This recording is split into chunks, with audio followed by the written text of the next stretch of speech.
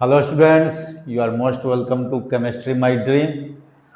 और हमने जो लास्ट टाइम डिस्कस किया था थर्मोडायनामिक्स में जो चैप्टर 5 है वो था enthalpies of reaction and its types. हमने डिफरेंट टाइप्स का इंथैल्पी ऑफ रिएक्शन में लिया था, जैसा कि ये हमारे प्रीवियस डिस्कशन का कंटेंट दिया हुआ है। Enthalpy of combustion, enthalpy of formation, enthalpy of neutralization, enthalpy of solution, enthalpy of hydration. इसके अलावे भी other enthalpies of phase transformation या ट्रांजिशन जो होता है वो क्या होता है, देखिए, enthalpy of atomization, enthalpy of sublimation, enthalpy of vaporization and enthalpy of fusion. ये सारा हमने वो एग्जाम्पल के साथ जो है देख लिया था। बहुत जगह तो हमने एग्जाम्पल लिखा भी है, बहुत केसेस में हमने एग्जाम्पल को एक्सप्लेन भी किया है, और फिर ऐसे भी वर्बली मैंने आपको बताया हुआ है। तो ये मुझे उम्मीद है कि इस चीज़ को आप समझ गए होंगे, और जब भी कहीं कोई कन्फ्यूजन हो तो बार बार chemistry my dream channel open करके और इसका रिवीजन कर लीजिए। इसी में हमने फर्स्ट लॉ ऑफ थर्मोडायनामिक्स पर भी जो है चर्चा की थी, और मैंने बताया था उसका मैथमेटिकल फॉर्म है ना, फर्स्ट लॉ ऑफ थर्मोडायनामिक्स का, जो बेसिकली एसोसिएटेड है किससे, law of conservation of energy से, जिसको हम लोग जानते ही हैं, बहुत ही फेमस वो स्टेटमेंट है, energy can neither be created nor destroyed. और उसी के जैसा और भी है, when one form of energy disappears and equivalent other form of energy appears. तो ये सारा चीज़ जो है फर्स्ट लॉ ऑफ थर्मोडायनामिक्स का स्टेटमेंट है। और भी कुछ स्टेटमेंट है कि ए perpetual machine is not 100% efficient, है ना, कहीं न कहीं उसका जो है कुछ कंजम्पशन हो जाता है, माने वो मिसयूज हो जाता है, यूँ जो कहिए, तो 100% एफिशिएंसी का कोई मशीन नहीं होता। तो these are all the statements of first law of thermodynamics, जो हम लोग पहले भी बात कर चुके हैं। ठीक है, तो ये सब चीज़ हो गया है। आज जो हम लोग जानेंगे वो होगा फर्स्ट लॉ ऑफ थर्मोडायनामिक्स का कुछ लिमिटेशंस होगा, और वो लिमिटेशंस कैसे हम लोग दूर करेंगे, जिसमें हम लोगों को सेकेंड लॉ ऑफ थर्मोडायनामिक्स पढ़ना पड़ेगा। तो उसी में ढेर सारे टर्म्स आएंगे। तो पहले हम लोग देखेंगे limitations of first law of thermodynamics. तो आज जो है हम लोगों का जो टॉपिक होगा, मेन टॉपिक होगा limitations of first law of thermodynamics and at the same time introduction of second law of thermodynamics. तो 11 के सिलेबस के हिसाब से दो ही लॉ जानना है, एक फर्स्ट लॉ जानना है, एक सेकेंड लॉ जानना है।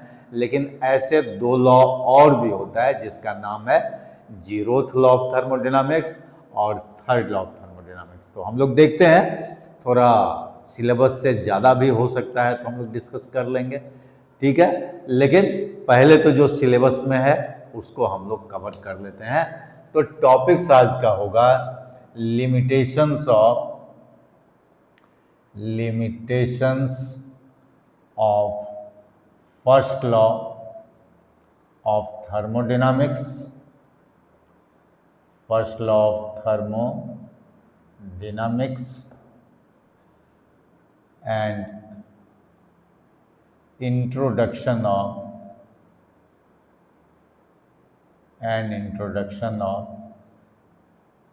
Second law.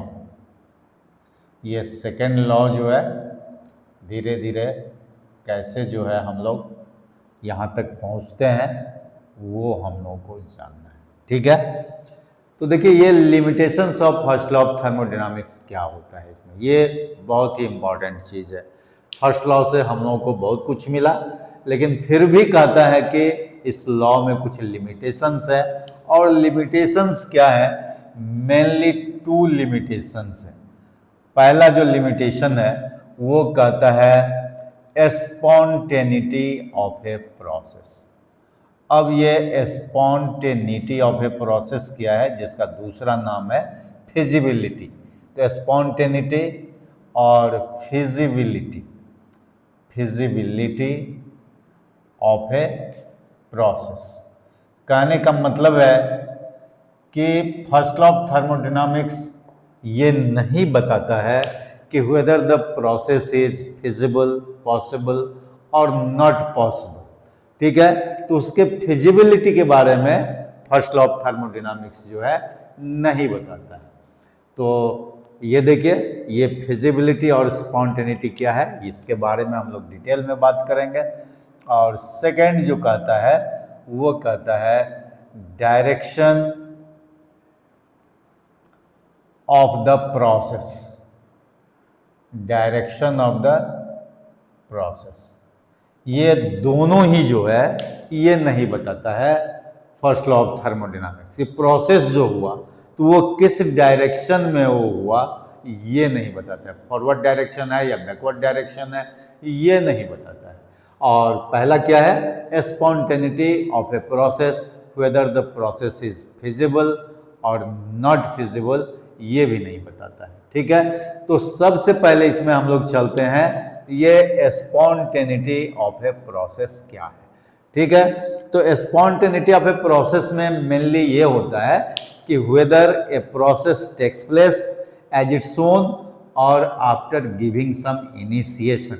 कहने का मतलब जब भी कोई प्रोसेस होता है तो उस प्रोसेस में ये तो देखा जाता है कि वो जैसे ही मान लीजिए कि कभी कभी कोई रिएक्शन होता है जो अपने आप होता है। ठीक है, वहां पर कोई बाहर से कुछ देने की जरूरत नहीं होती है। तो एक वो हुआ। दूसरा क्या होता है कि रिएक्शन होने के लिए कुछ हमको अलग से जो है काम करना पड़ता है, चाहे हीट एनर्जी दें, लाइट एनर्जी दें या जो भी है, कुछ इनिशिएशन देना पड़ता है तो वो रिएक्शन जो है आगे बढ़ता है।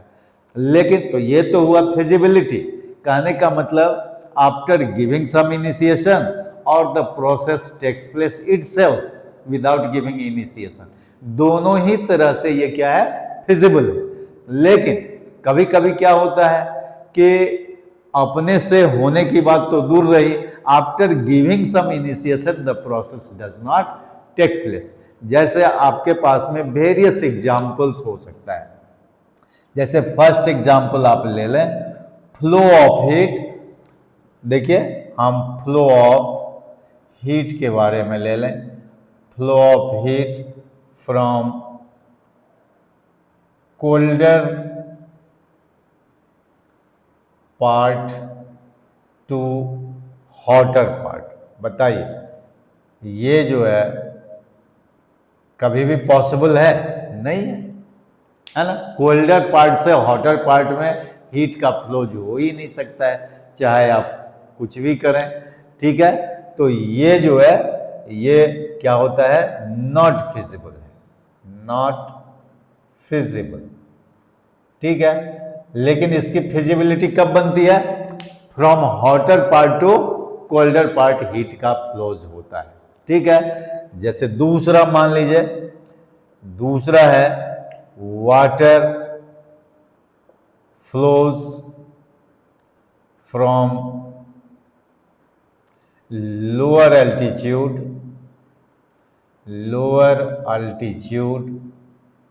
To higher altitude. मान लीजिए ये अगर दे दिया तो बताइए ये जो है इसकी पॉसिबिलिटी है क्या, लोअर एल्टीट्यूड नीचे से ऊपर चला जाए अपने, ऐसा हो नहीं सकता है।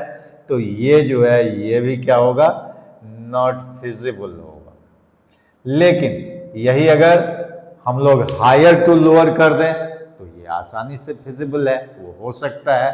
ठीक है, उसी तरह से तीसरा देखिए, थर्ड रिएक्शन जो हम लोग केमिकल रिएक्शन लिख लेते हैं, जैसे मान लीजिए हमने ले लिया Cu plus ZnSO4 aqueous solution. बताइए ये रिएक्शन संभव है क्या? No, not possible, not possible. अब ये क्यों? क्योंकि आप जानते हैं कि यहाँ copper is less reactive than zinc होता है। ठीक है, रिएक्टिविटी के हिसाब से। तो copper can not replace zinc from zinc sulphate solution, तो ये भी क्या होगा, नॉट पॉसिबल होगा। लेकिन इसी का अगर हम रिवर्स कर दें, देखिए Zn प्लस CuSO4 एक्वस अगर हम लोग ले लेते हैं तो this is possible, this happens such as, देखिए जिंक सल्फेट प्लस कॉपर यहां पर निकल जाएगा। ये जो ब्लूइश कलर है, ये ब्लूइश कलर का होता है, तो ये यहाँ पर कलरलेस हो जाएगा, तो ये आपको मालूम हो जाएगा। और ये कॉपर जो है रेडिश ब्राउन होता है, तो ये जो है वहाँ पर इस जिंक सल्फेट सॉल्यूशन के ऊपर में जो है आपको ब्राउन अपीयरेंस ये कलेक्ट हो जाएगा कॉपर का, ठीक है। और बाकी उसको जैसे ही आप फिल्टर कर देंगे वो अलग हो जाएगा, और ये कलरलेस जो है जिंक सल्फेट सॉल्यूशन जो है वहां पर मिल जाएगा। तो इस तरह से ये फिजिबल है, this is feasible, but reverse is not feasible. तो इस तरह से हम लोगों ने ये देखा कि which process is spontaneous and which one is not spontaneous। तो इसी के बारे में फर्स्ट लॉ ऑफ थर्मोडायनामिक्स कोई जानकारी नहीं देता है, ठीक है। एक ये हुआ। दूसरा कहता है कि ये जो डायरेक्शन ऑफ द प्रोसेस है, whether the process takes place in forward direction और द प्रोसेस इज रिवर्स, ऐसा जो है फर्स्ट लॉ ऑफ थर्मोडायनामिक्स नहीं देता है, ठीक है। तो इसी सब की वजह से हम लोग क्या करते हैं, सेकेंड लॉ ऑफ थर्मोडायनामिक्स पढ़ते हैं। तो सबसे पहले हम लोग ये देख लें कि स्पॉन्टेनिटी ऑफ ए प्रोसेस के लिए क्या क्या चीज चाहिए। तो वहां पर जो है ये दो टर्म आता है, for a process to be spontaneous,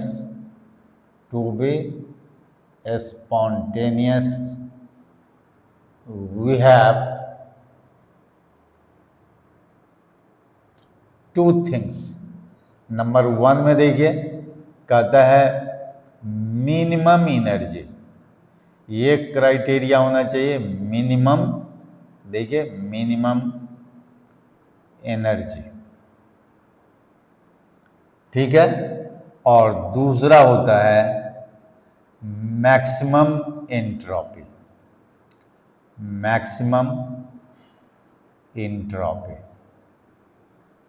अब ये जो दो क्राइटेरिया है स्पॉन्टेनिटी का, कि the process may be spontaneous if we have minimum energy of the system and maximum entropy of the system. माने क्या होगा, उसमें मिनिमम एनर्जी होना चाहिए और मैक्सिमम एंट्रोपी होना चाहिए। तो सबसे पहले हम थोड़ा सा डिस्कस कर लेते हैं जो फर्स्ट क्राइटेरिया है आपका, मिनिमम एनर्जी का जो क्राइटेरिया है इसको हम डिस्कस कर लेते हैं। अब मिनिमम एनर्जी का मतलब क्या होता है, जितने भी एक्सोथर्मिक रिएक्शंस हैं वो सब के सब क्या होते हैं, एनर्जी रिलीज करते हैं। क्योंकि एक्सोथर्मिक रिएक्शन में क्या होता है कि एनर्जी रिलीज होता है ना, प्रोसेस से या सिस्टम से। तो अगर एनर्जी रिलीज हुआ इसका मतलब है कि now it occupies less amount of energy. तो जितना भी एक्सोथर्मिक रिएक्शंस होगा they are all spontaneous in nature, ठीक है, according to the criteria of minimum energy. लेकिन आप जानते हैं कि we have a number of processes in which you know endothermic reactions are also spontaneous in nature. क्योंकि ऐसा नहीं है कि केवल एक्सोथर्मिक रिएक्शंस ही जो होगा they are associated with minimum energy and they are feasible, ऐसा नहीं होना चाहिए। हमारा जो है बहुत जो ऐसा रिएक्शन है जो एंडोथर्मिक नेचर का है, they are associated with greater amount of energy, however they are spontaneous in nature. जैसे सपोज कीजिए कि आप अगर लेते हैं इवेपोरेशन, ऑफ वाटर दे दीजिए। तो इवेपोरेशन ऑफ वाटर जो है वो क्या है, इसको तो वाटर को एनर्जी मिलता है, हीट एनर्जी, तो रेट ऑफ इवेपोरेशन बढ़ जाता है। तो ये हो गया इवेपोरेशन ऑफ वाटर, ये हो गया एंडोथर्मिक रिएक्शन। या फिर अगर रेट ऑफ इवेपोरेशन बढ़ाना है तो वेपोराइजेशन कर दीजिए। वेपोराइजेशन ऑफ वाटर, जैसे मान लीजिए यहाँ पर लिख सकते हैं water vapour to water vapour to water, एक ये देखिए, और फिर देखिए वाटर टू वाटर वेपर। ये सिंपल एग्जांपल ले लीजिए, बताइए इस दोनों में क्या क्या पॉसिबिलिटी है। अगर वाटर वेपर टू वाटर आपको देना है तो कंडेंसेशन करना पड़ेगा, टेम्परेचर को रिड्यूस करना पड़ेगा, प्रेशर इंक्रीज करना पड़ेगा। तो ये भी क्या है, ये भी फिजिबल है। आप वाटर वेपर से वाटर फॉर्म कर सकते हैं। उसी तरह से वाटर को अगर आप हीट करेंगे, है ना, तो बॉइलिंग पॉइंट पर आप जानते हैं कि ये क्या होगा, वाटर बॉयल करेगा और वेपर मिलेगा। तो ये भी क्या है, ये भी फिजिबल है। लेकिन आप जानते हैं कि दोनों ही प्रोसेस के हिसाब से अलग अलग है। क्या है, ये देखिए ऊपर में क्या होता है कि एनर्जी रिलीज होगा। तो एनर्जी अगर रिलीज होगा तो ये प्रोसेस क्या हो जाएगा बताइए, ये एक्सोथर्मिक हो जाएगा। और नीचे का प्रोसेस क्या हो जाएगा, एंडोथर्मिक होगा, है ना, यहाँ पर एनर्जी रिक्वायर्ड होगा। तो कहने का मतलब ये हुआ कि both exothermic and endothermic reactions are what, feasible. लेकिन यहां जो क्राइटेरिया दिया हुआ है कि minimum energy, if the system occupies minimum energy that is feasible, और the process occupies minimum energy that is feasible. तो ऐसा नहीं होना चाहिए, क्योंकि वो केवल किसके लिए है, एक्सोथर्मिक रिएक्शन के लिए। But we have a number of endothermic reactions also which are feasible in nature. ठीक है, तो ये मिनिमम एनर्जी की बात है। तो हम लोग बोल सकते हैं कि minimum energy can not be the sole criterion for spontaneity of a process. तो यहां पर ये लिखना जरूरी होगा कि मिनिमम एनर्जी क्राइटेरिया या क्राइटेरियन दीजिए, can not B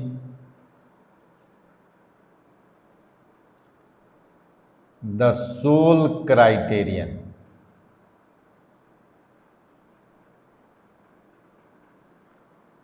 for spontaneity of a process.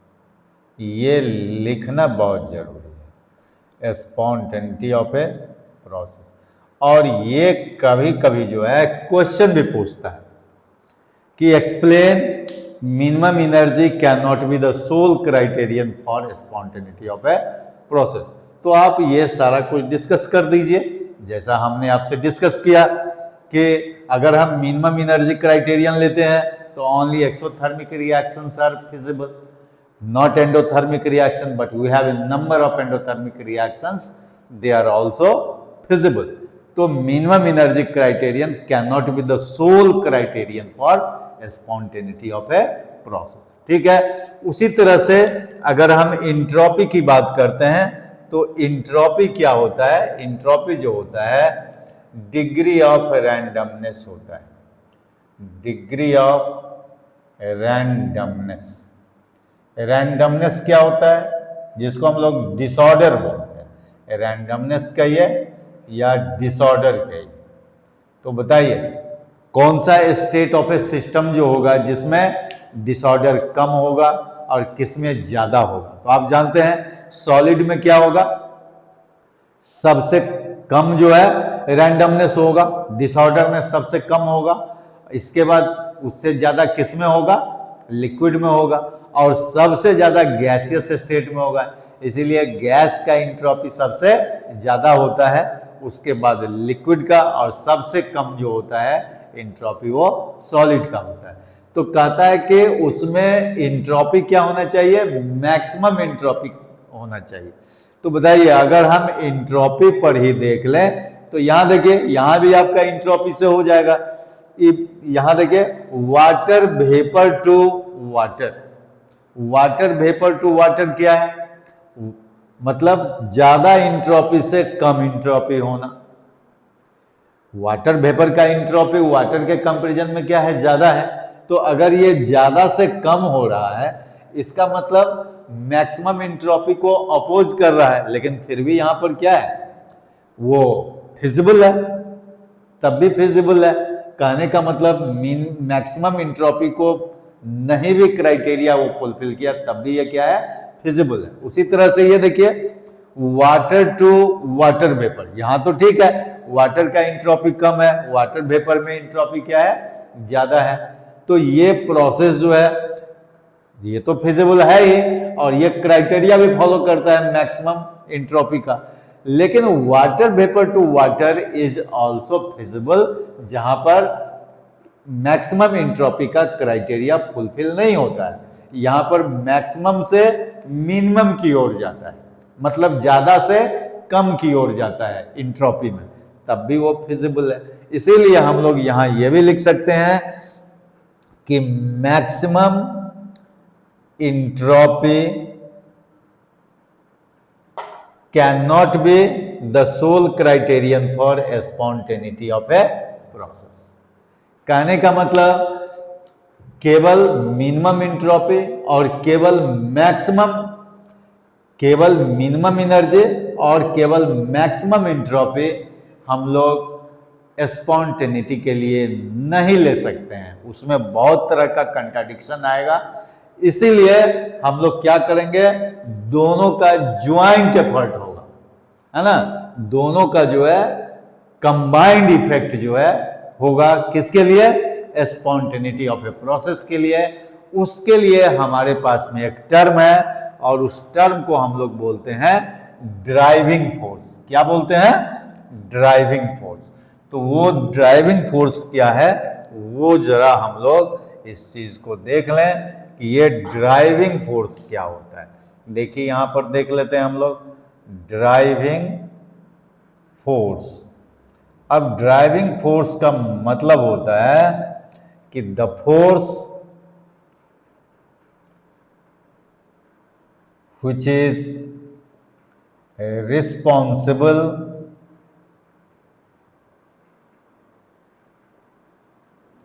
for spontaneity of a process, for spontaneity of a process। तो इसको हम लोग क्या बोलते हैं, ड्राइविंग फोर्स बोलते हैं। ठीक है, तो अब कहता है कि ड्राइविंग फोर्स जो होगा वो एनर्जी, जो मिनिमम एनर्जी लिखा हुआ है और इंट्रॉपी में जो मैक्सिमम इंट्रॉपी लिखा हुआ है, उस दोनों के ज्वाइंट एफर्ट से या ज्वाइंट इफेक्ट से जो है हमको नेट ड्राइविंग फोर्स मिलेगा, और वो बताएगा कि whether the process is spontaneous और not spontaneous. So driving force is somewhat resultant of these two criterion, minimum energy and maximum entropy। अब जैसे देख लीजिए मिनिमम एनर्जी को, सपोज कीजिए कि मिनिमम एनर्जी को हम लोग E से रिप्रेजेंट करते हैं, ठीक है, और मैक्सिमम रैंडमनेस को हम लोग R से रिप्रेजेंट करें, और अगर ड्राइविंग फोर्स को अगर हम लोग कैपिटल D से रिप्रेजेंट करते हैं, तो इसको हम लोग बतला सकते हैं कि whether the process is spontaneous और नॉन स्पॉन्टेनियस। अब जरा ये देखिए, मान लीजिए कि ये एनर्जी का जो है मैग्नीट्यूड है, इधर फॉरवर्ड डायरेक्शन है, इस साइड में फॉरवर्ड है और इधर क्या है, बैकवर्ड है। ये तो जान ही रहे हैं, एरो से ही पता लग जाएगा इधर हो गया फॉरवर्ड डायरेक्शन, ठीक है, ये फॉरवर्ड बताएगा और ये जो है बैकवर्ड बताएगा, ये बताएगा बैकवर्ड, ये जो है बैकवर्ड बताएगा, ठीक है। तो हम लोग एरो से ही पता कर ले इसके मैग्नीट्यूड से कि फॉरवर्ड होगा या बैकवर्ड होगा। अब देखिए ई ऐसा है और रैंडमनेस जो है ये भी फॉरवर्ड डायरेक्शन की ओर है। तो बताइए ड्राइविंग फोर्स जो होगा, नेट ड्राइविंग फोर्स क्या हो जाएगा, E प्लस आर हो जाएगा। मतलब बिल्कुल ये जो है किस डायरेक्शन में होगा, फॉरवर्ड डायरेक्शन में होगा कि नहीं, क्योंकि दोनों ही एक डायरेक्शन में है, तो ड्राइविंग फोर्स का डायरेक्शन भी क्या हो जाएगा, फॉरवर्ड डायरेक्शन में होगा। इसका मतलब रिएक्शन जो होगा यहाँ पर या चाहे जो भी प्रोसेस होगा, ये प्रोसेस हो जाएगा फिजिबल, ठीक है। तो फिजिबिलिटी का मतलब हुआ फॉरवर्ड डायरेक्शन और नॉट फिजिबिलिटी का मतलब यहां क्या हुआ, बैकवर्ड डायरेक्शन। तो हम लोग जो है ये फिजिबिलिटी की ओर जा रहे हैं, मतलब फॉरवर्ड डायरेक्शन की ओर जा रहे हैं। अब जैसे मान लीजिए एक और एग्जांपल हम देते हैं। अब जैसे मान लीजिए कि ई जो है यहीं पर ले लेते हैं, देखिए ई जो है ये है फॉरवर्ड डायरेक्शन में और रैंडमनेस जो है वो कहता है ज्यादा मैग्नीट्यूड से है बैकवर्ड डायरेक्शन। जरा ये देखिए रैंडमनेस जो है बैकवर्ड डायरेक्शन में है और ई जा रहा है फॉरवर्ड डायरेक्शन में, तो ड्राइविंग फोर्स जो होगा ये किस डायरेक्शन में होगा, ड्राइविंग फोर्स का डायरेक्शन क्या हो जाएगा, ड्राइविंग फोर्स का डायरेक्शन जो हो जाएगा, देखिए ये हो जाता है E माइनस आर हो जाएगा, है ना, और ये हो जाएगा बैकवर्ड डायरेक्शन में। और बैकवर्ड का मतलब देखिए यहाँ निगेटिव आ रहा है तो बैकवर्ड डायरेक्शन में हो जाएगा, पॉजिटिव आता तो फॉरवर्ड डायरेक्शन में, तो ये क्या हो जाएगा, नॉट फिजिबल होगा, नॉट फिजिबल, क्योंकि ये ड्राइविंग फोर्स ही बताएगा कि कौन सा फिजिबल होगा और कौन सा नॉट फिजिबल होगा, ठीक है। अब जैसे मान लीजिए कि एक और क्राइटेरिया हम लोग ले लें, ई जैसे मान लीजिए ये आपका है इस मैग्नीट्यूड से आपका आ रहा है बैकवर्ड डायरेक्शन में, लेकिन आर जो है ये ज्यादा मैग्नीट्यूड से फॉरवर्ड डायरेक्शन में है, तो बताइए ये आपका क्या हो जाएगा, ड्राइविंग फोर्स, ड्राइविंग फोर्स जो है वो फॉरवर्ड डायरेक्शन में हो जाएगा, क्योंकि यहां पर हो जाएगा D इक्वल टू हो जाएगा R माइनस ई हो जाएगा और ये पॉजिटिव आएगा, तो ये हो जाएगा फॉरवर्ड डायरेक्शन, तो D हो जाएगा फॉरवर्ड डायरेक्शन, और फॉरवर्ड डायरेक्शन का मतलब क्या हुआ, फिजिबल हो जाएगा, तो ये जो है आपका फिजिबिलिटी की ओर आएगा, फिजिबल हो जाएगा। तो इस तरह से हम लोग process whether it is feasible और नॉट फिजिबल, ये हम लोग दोनों क्राइटेरियन से देख लेंगे कि मिनिमम एनर्जी और मैक्सिमम एनर्जी, मैक्सिमम एंट्रोपी लेते हुए ये देखेंगे कि ड्राइविंग फोर्स का डायरेक्शन किधर होता है। अगर फॉरवर्ड डायरेक्शन में है तो वो फिजिबल है, और अगर बैकवर्ड डायरेक्शन में है तो वो क्या है, नॉन फिजिबल है या नॉट फिजिबल है, ठीक है। तो इस तरह से हम लोग स्पॉन्टेनिटी ऑफ ए प्रोसेस का जो क्राइटेरिया है इसको अच्छी तरह से समझ लेते हैं, ठीक है। अब आपका इसमें क्या है, जो एंट्रोपी है उसको हम लोग थोड़ा सा डिटेल में समझ लें कि ये एंट्रोपी क्या होता है। तो देखिए ये जो एंट्रोपी है, जो अभी अभी हमने बताया आपको कि एंट्रोपी ऑफ ए सिस्टम जो होता है वो क्या होता है कि रैंडमनेस, है ना, degree of randomness in A system को ही हम लोग एंट्रोपी ऑफ ए सिस्टम बोलते हैं, ठीक है। तो जानते हैं कि entropy of a system is another state variable, entropy of a system is another state variable, it also depends on change in state of the system, जैसे अभी अभी हमने कहा कि सॉलिड का एंट्रोपी सबसे कम होगा, इससे ज़्यादा थोड़ा लिक्विड में होगा, उससे ज़्यादा क्या होगा, गैस में होगा, क्योंकि आप जानते हैं कि गैस मॉलिक्यूल्स में क्या होता है, इंटर पार्टिकल फोर्स कम होता है, इसीलिए उसमें रैंडमनेस जो है ना, मूवमेंट जो है पार्टिकल्स का ज़्यादा होता है, तो उसी को हम लोग रैंडमनेस बोलते हैं। ठीक है, तो ये भी क्या है, एंट्रोपी ऑफ ए सिस्टम एक स्टेट फंक्शन है, स्टेट वेरिएबल है। ठीक है, ये भी इनिशियल एंड फाइनल पाथ पर जो है, final state of the system पर डिपेंड करता है, but this does not depend on path, जो पहले ही हम लोग डिस्कस कर चुके हैं स्टेट फंक्शन में। तो अगर ये स्टेट फंक्शन है तो इसमें भी क्या होगा, इनिशियल इंट्रोपी होगा, फाइनल इंट्रोपी होगा, और फिर हम लोग चेंज इन इंट्रोपी की बात कर सकते हैं। ठीक है, तो change in entropy of a system is given by Q reversible amount of heat absorb by the system divided by क्या हो जाएगा, T टेम्परेचर इन केल्विन। तो इसको जो है हम लोग चेंज इन इंट्रोपी से डिनोट करते हैं। तो इसका जो यूनिट होगा आप जान ही रहे हैं, इसका SI यूनिट अगर आप निकालेंगे, SI यूनिट जनरली वही हम लोग पढ़ते हैं, तो SI यूनिट क्या होगा इंट्रोपी का, ये जूल हो जाएगा और ये हो जाएगा पर केल्विन हो जाएगा, तो ये हो जाएगा जूल पर केल्विन।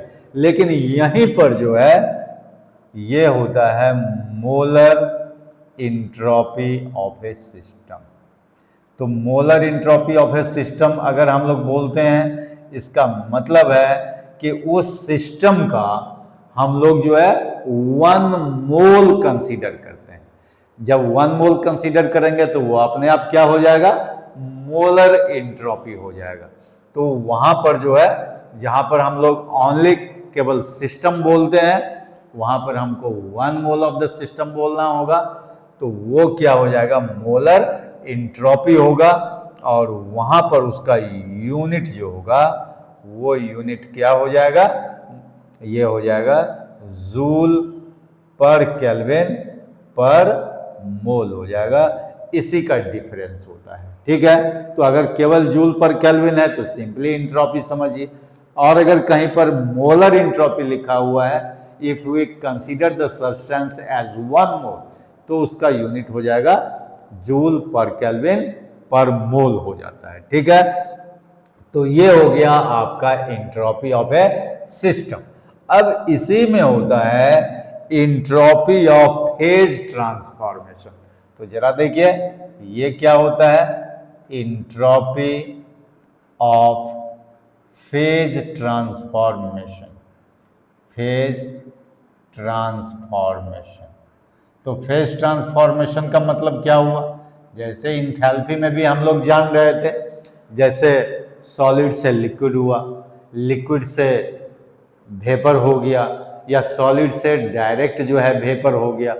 तो इस तरह से जो है फेज ट्रांसफॉर्मेशन में, जैसे आपको पहला जानना है एंट्रोपी ऑफ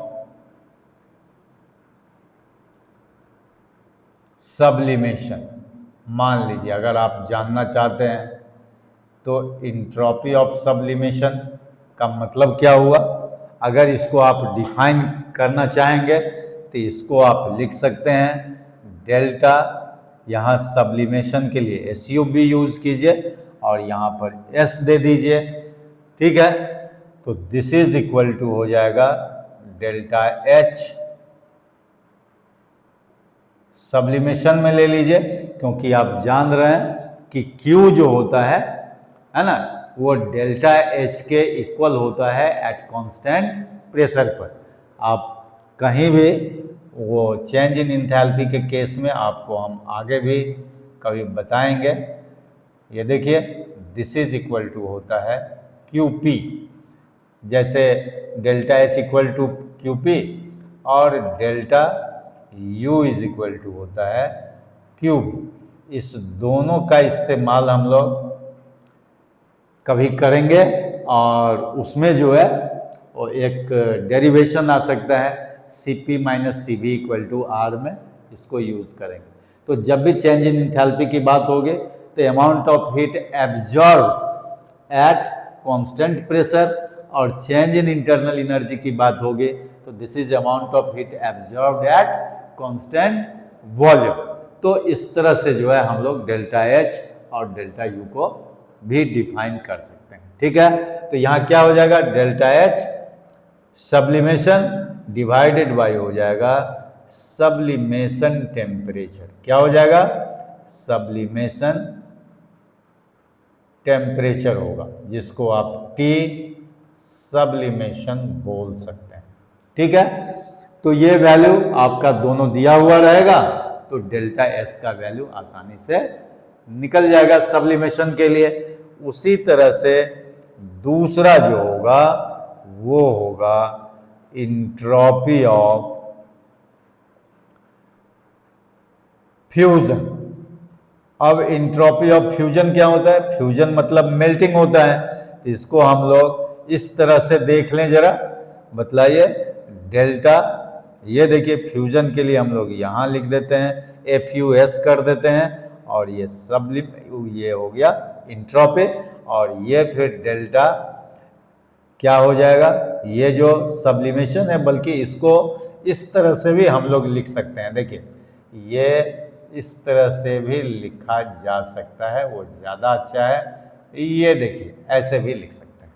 तो हम लोग यहाँ फ्यूजन के लिए यहाँ पर कर दें, FUS लिख दें, डॉट कर दें, और ये देखिए यहाँ पर क्या हो जाएगा, डेल्टा H डिवाइडेड बाय हो जाएगा ये मेल्टिंग पॉइंट हो जाएगा, मेल्टिंग पॉइंट है ना ऑफ द सॉलिड हो जाएगा। ठीक है, तो इसमें आपको क्या मिल जाएगा, एंट्रोपी ऑफ फ्यूजन मिल जाएगा। और तीसरा जो है वो है आपका एंट्रोपी ऑफ वेपोराइजेशन। तो बोलिए वेपोराइजेशन के लिए क्या लेंगे आप, एंट्रोपी ऑफ वेपोराइजेशन, इसके लिए डेल्टा, वेपोराइजेशन के लिए वैप कर देते हैं, और ये जो है S, और ये हो जाएगा delta vaporisation H divided by क्या होगा, बॉइलिंग पॉइंट होगा, क्योंकि बॉइलिंग पॉइंट पर पूरा लिक्विड क्या करेगा, वेपोराइज करेगा। तो ये जो है यहाँ पर हम लोग लिख देंगे बॉइलिंग पॉइंट लिख देंगे। ठीक है, तो इस तरह से आपका क्या मिल जाएगा, एंट्रोपी ऑफ फेज ट्रांसफॉर्मेशन मिल जाएगा।